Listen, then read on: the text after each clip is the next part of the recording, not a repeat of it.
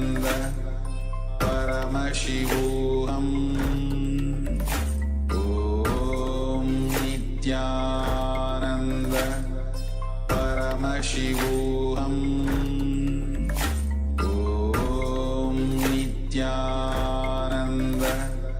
Paramashivoham Om Nithyananda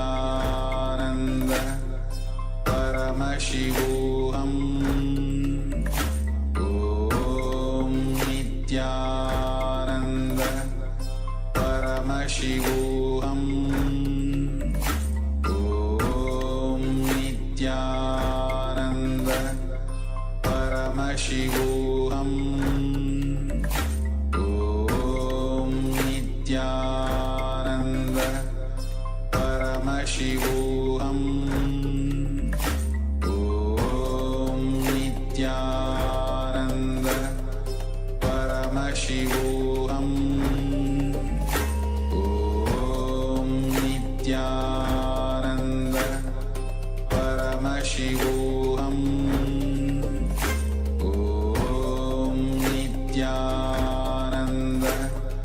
Paramashivoham Om Nithyananda Paramashivoham Om Nithyananda Paramashivoham Om Nithyananda Paramashivoham Om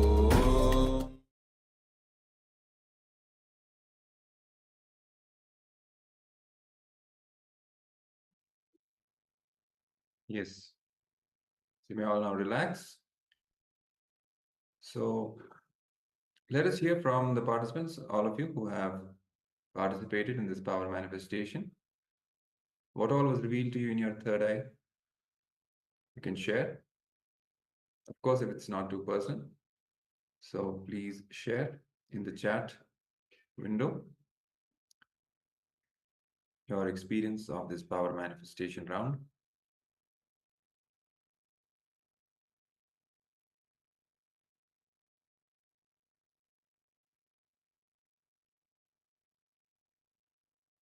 Requesting all the participants to kindly turn on their cameras and let us know about your power manifestation experience.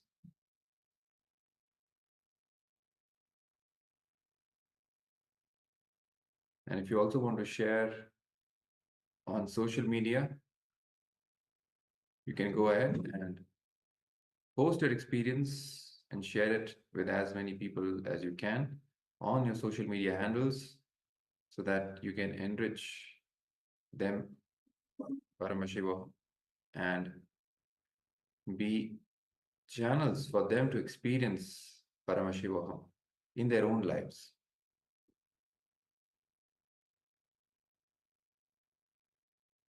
Bringing them to Swamiji, making Swamiji happen in their life is the biggest enriching that you can do to them, which will enrich you as well in return.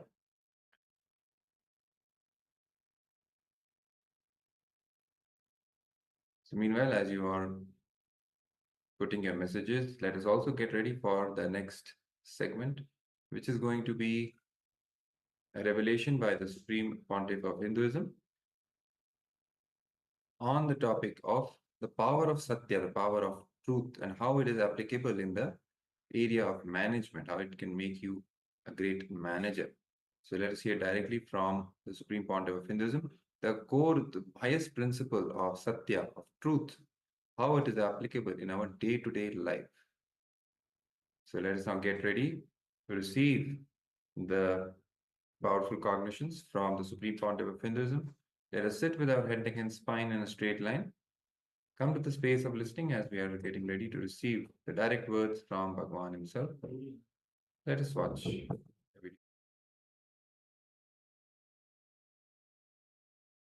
Whatever you start telling, you start believing, and what belief you had about you already, if that is same then you fall in tune. This becomes a spiritual practice.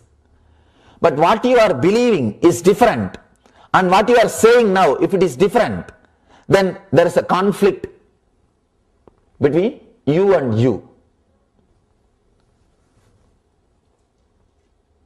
Whether to create conflict between you and you, or create easiness between you and you, is in your hands.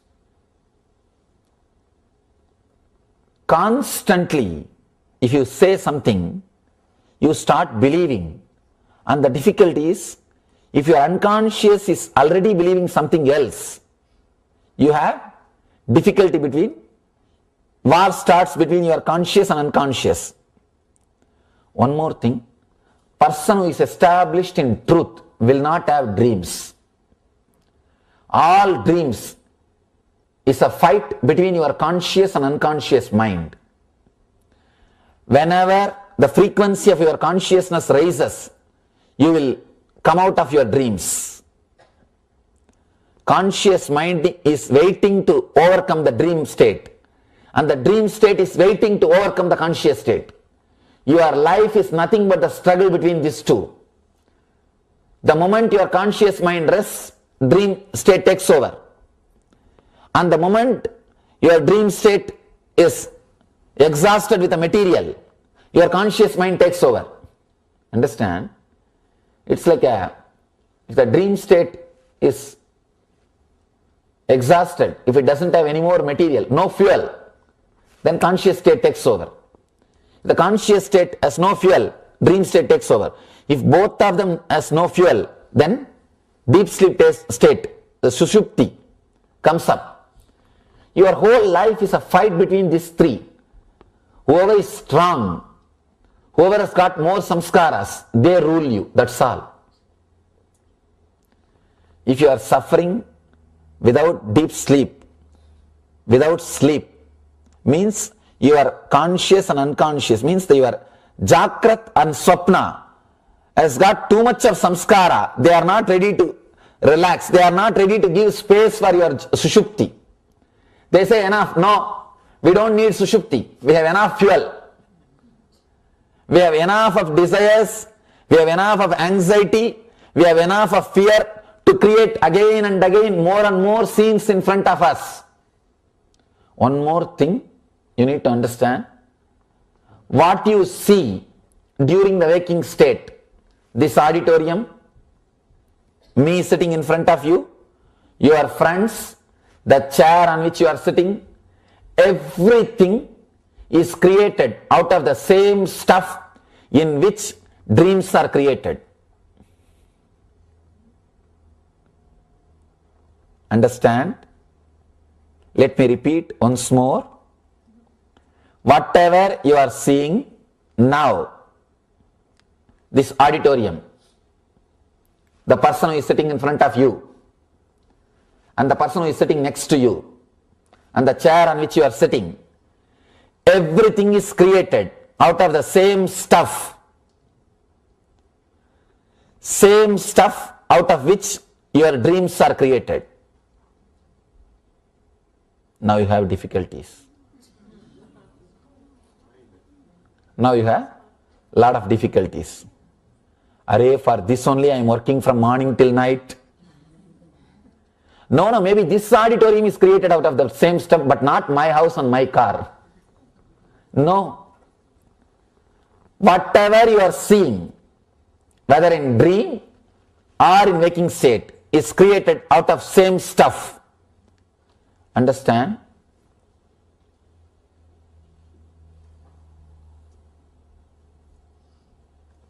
I am just thinking what words to use to tell you the authenticity of this truth.